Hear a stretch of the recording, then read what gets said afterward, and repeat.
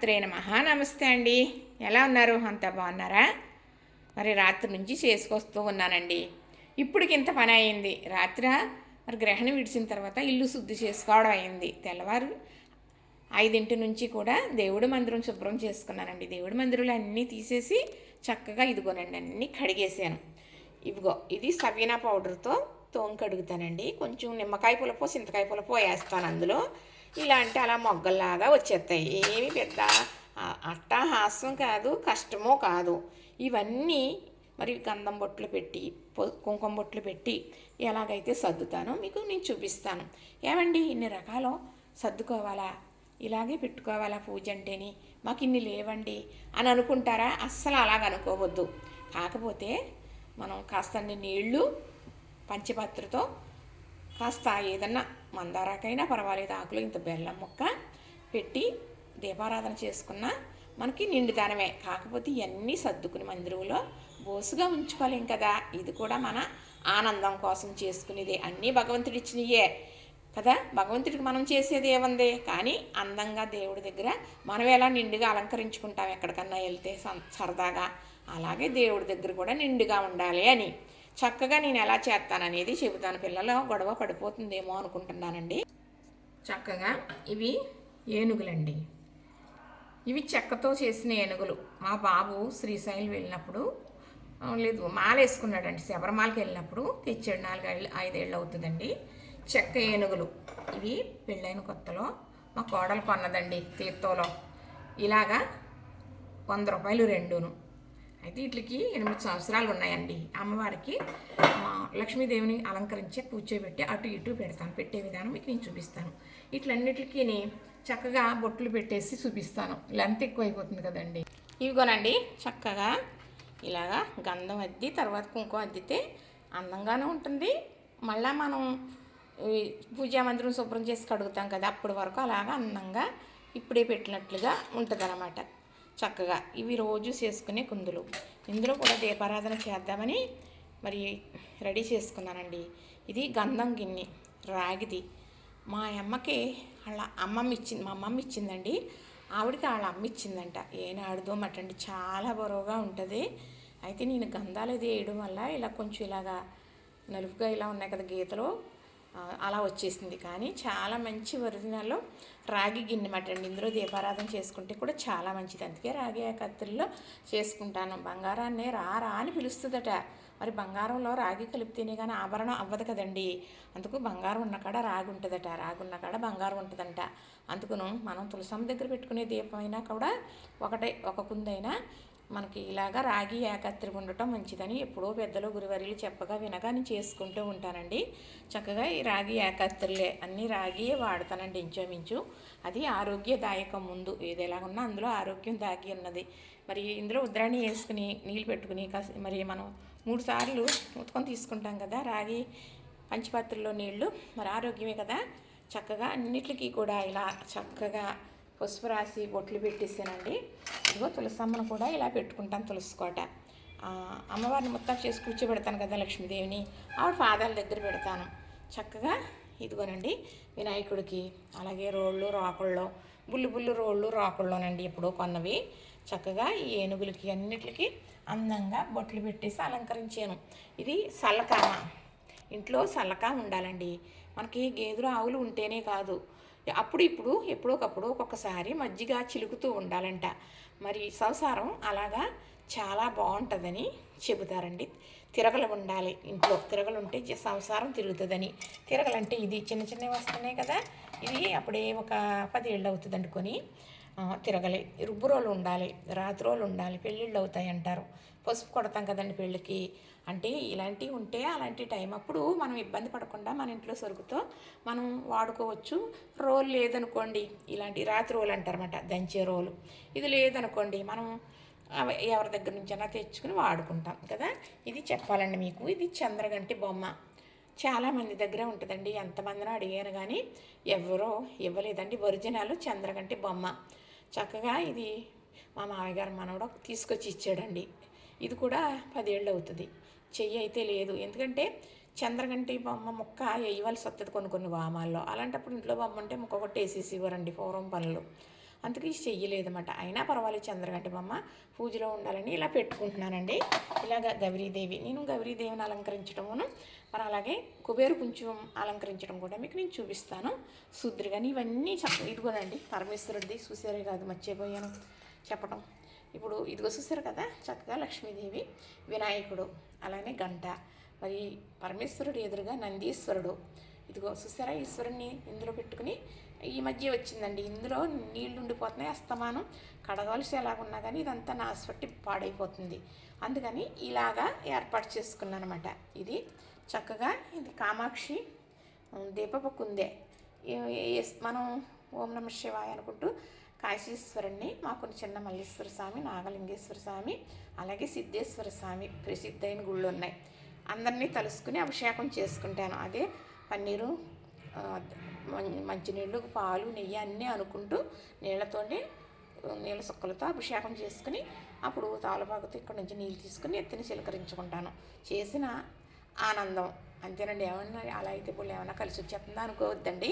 కానీ ఇలాగా ఏర్పాటు చేసుకుని ఒక్కొక్కటి కూర్చుకుని 20 ఏళ్ళ నుంచి ఇలా చేసుకుంటూ ఉన్నానండి. ఎండు పువ్వులు కానీ, చిట్టి గాజులు కానీ, తామర పూసలు కానీ, అలాగే గింజలు కానీ, గోమతి చక్రాలు కానీ, లక్ష్మీ గవ్వలు కానీ అన్నీ ఉన్నాయి.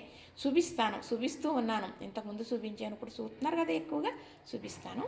ఇవి సర్దేసిన తర్వాత మరి ఇవి కూడా అలంకరించడం చూపిస్తాను మీకు.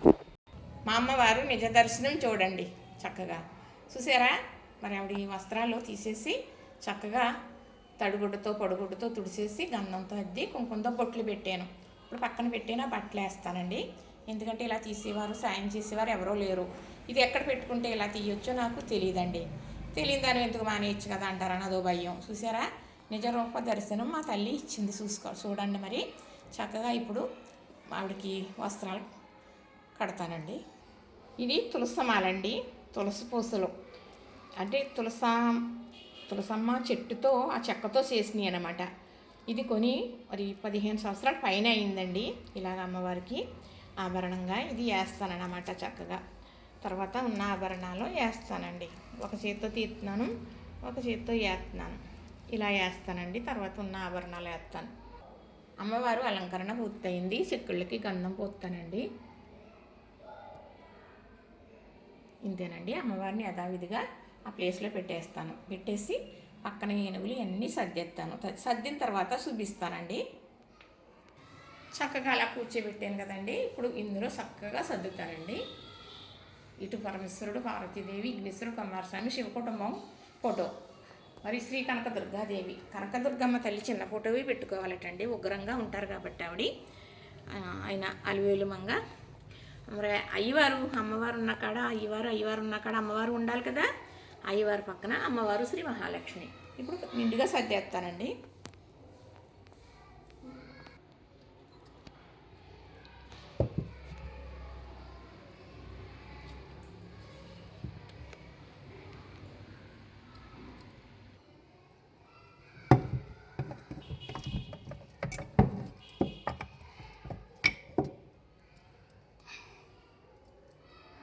ఇంకోనండి చక్కగా అమ్మవారి చేతిలో కుంకుమ భరిణ.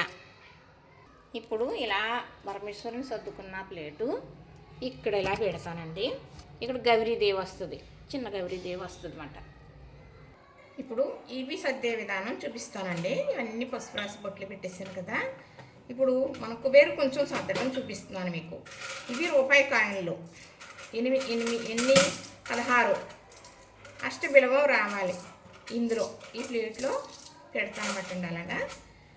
ఇలాగా బిలవ ముగ్గులాగా మనం పెడతాం కదండి, లక్ష్మీదేవి నివాసం ఉండే ముగ్గు. అలాగా ఇలా సర్దుకుని చక్కగా ఈ ప్లేట్ని ముందే అలంకరించానండి గంధం కుంకుమతో. ఇవి 16 కాయలు చక్కగా.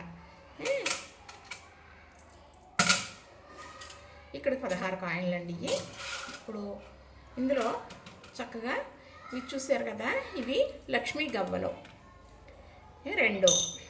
అలాగనే తామరపూస, ఇదిగోనండి తామరపూస, గోమతి చక్రం, అలాగే ఇది వామలోని వేసిందండి. ఇది రాగి కాయను తర్వాత దొరికితే అదృష్టం అన్నారు, వామలో దొరికేసింది ఆ కాయను. ఇది అన్నవరం సత్యదేవుని రథం పట్టుకున్నప్పుడు కాయలు ఇస్తారు కదండి. సత్యదేవుని కాయలు రాగివి ఎప్పుడో 2 ఉన్నాయండి. 2 పూజలు ఉపయోగించుకుంటూ ఉంటాను. అలాగే పచ్చ గాజులు, ఎరుపు గాజులు, పసుపు గాజులు, చిట్టు గాజులు. ఇది ఎండు బిళ్ళ అనమాట అండి. బాబా పూజలో ఇచ్చారు ఎవరోని. ఎండు కూడా వేయాలని అది వేసేసాను. ఇది కూడా పావళ అండి, పాత పావళ అనమాట. అలాగే పాక చెక్క. మరి ఇవన్నీ వేస్తున్నాం కదా, ఇవి గమ్ముని ఏమన్నా ఇబ్బంది అవ్వకుండా ఉండాలి, సుగంధం స్మెల్ రావాలంటే ఇలాచి, లవంగం. అలానే ఇవ్వనండి గులిగింజ గింజలు, తెలుపు గింజలు, ఎరుపు గింజలు వేసాను కదా. ఇది చిన్నదండి, ఏంటి బంగారం ముక్క కట్టి, అంటే చిన్న ముక్క కదా మరి ఇలా కట్టకపోతే ఎలాగని ఇలా కట్టానండి. ఇప్పుడో తెప్పించానండి. ఇది ఒక 15 ఏళ్ళు అవుతుంది. ఇదిగో ముక్క, ఇదిగో చూసారు కదా. చక్కగా ఇలా కట్టేసి ఈ పొట్టలో అందరూ వేసేస్తానన్నమాట. ఇప్పుడు ఇందులో ఏం వేస్తారంటే బియ్యం వేస్తానన్నమాట అండి. బియ్యం వేస్తాను. ఇప్పుడు ఇందులో ఇలాగ బియ్యం వేస్తున్నానండి. చక్కగా దంపుడు బియ్యం వేసానండి. తర్వాత అన్నపూర్ణ బుట్ట, ఇది కూడా చక్కగా మనం అలంకరించుకున్నానండి. పసుపు, గంధం అద్ది పసుపు, ఇందులో కూడా బియ్యం వేస్తాను. ఇదిగోనండి బియ్యం వేసాను కదా. ఇప్పుడు అన్నపూర్ణాదేవిని బుట్ట మీద పెడతానండి చక్కగా. ఇప్పుడు ఇవన్నీ మళ్ళీ లక్ష్మీదేవి దగ్గరగా పెట్టేసుకుంటాను అన్నమాట.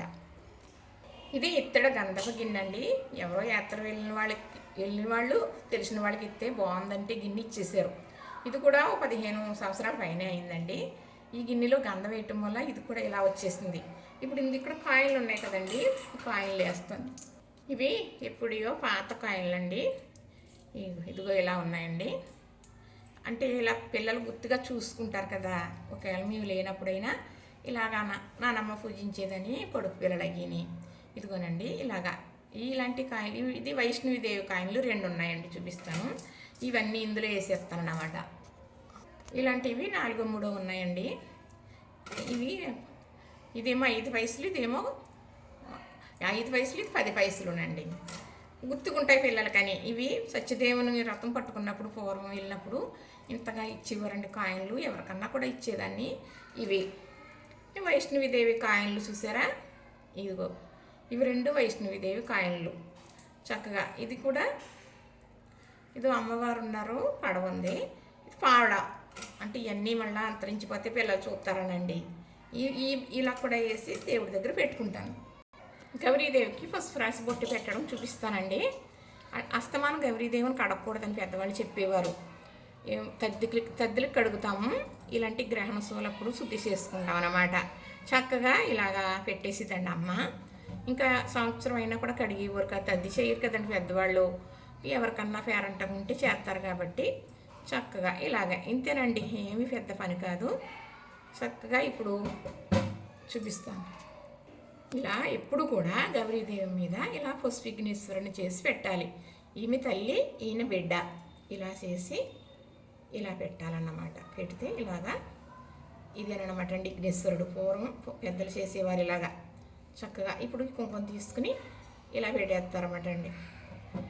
ఇలాగ చిన్న గౌరీదేవికి బాగుందని కొనుక్కున్నానండి. నాన్న తెచ్చారండి ఇప్పుడు వ్యాపారం చేసినప్పుడు. ఈ ఒక శంఖం చక్కగా ఇక్కడికి ఇలా అయింది కదా. ఇదిగోనండి ఇలా సర్దేశాను చక్కగా, పసుపులు కుంకాలు అద్ది ఇలాగా. ఇదిగో చూసారు కదా, ఈ పట్టుకెళ్ళి మరి దేవుడి దగ్గర సర్దేసుకుంటానండి. మరి చూసారు కదా, నచ్చింది కదా, లైక్ చేయండి, షేర్ చేయండి, సబ్స్క్రైబ్